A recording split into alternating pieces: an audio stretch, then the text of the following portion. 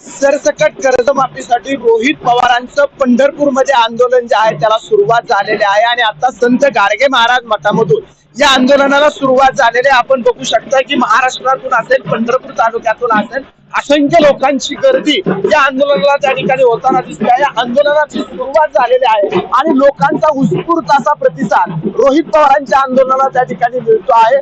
कुठलीही आठ न टाकता सरसकट 2 लाखापर्यंत कर्ज माफ करावे ही प्रमुख मागणी करत रोहित पवारांचं आंदोलन सुरुवात झालेले आहे। पोलिसांनी कितीही बळाचा वापर केला तर आपण आंदोलनावरती थांबाय। तुम्ही बघू शकताय की रोहित पवारांच्या बरोबर असंख्य कार्यकर्ते जे आहेत ते आंदोलनामध्ये सहभागी झाले। त्या आंदोलनाच्या माध्यमातून त्या ठिकाणी वारकरी पोशाखामध्ये रोहित पवार हातामध्ये संविधानाची प्रत घेऊन त्या ठिकाणी या आंदोलनाला त्यांच्या सुरुवात झालेली आहे आणि असंख्य शेतकऱ्यांची गर्दी या आंदोलनामध्ये जे आहे ती रोहित पवारांच्या सोबत असलेले आपल्याला दिसून येते आहे। महाराष्ट्रामधून पंढरपूर तालुक्यामधून त्या ठिकाणी कर्ज वसुली नको आहे, कर्जमाफी हवा आहे, अटी शर्तीचं जाळं बंद करा, शेतकऱ्यांना सरसकट कर्ज त्या ठिकाणी माफ करा ही प्रमुख मागणी करत त्या ठिकाणी आंदोलनाला आता सुरुवात झालेली आहे।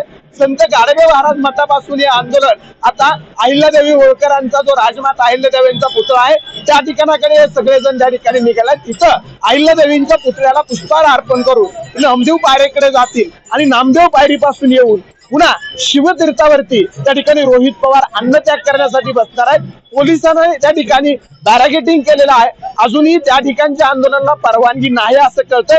नेमकं पोलीस आणि रोहित पवार आणि त्यांचे समर्थक यांच्यामध्ये त्या ठिकाणी नेमकी कशी खडाजंगी होते आहे का आणि नेमकं त्या ठिकाणी हे आंदोलन नेमकं कोणत्या परिस्थितीत कशा पद्धतीने पुढे जाते हे पाहणं आता औत्सुक्याचं असणार आहे।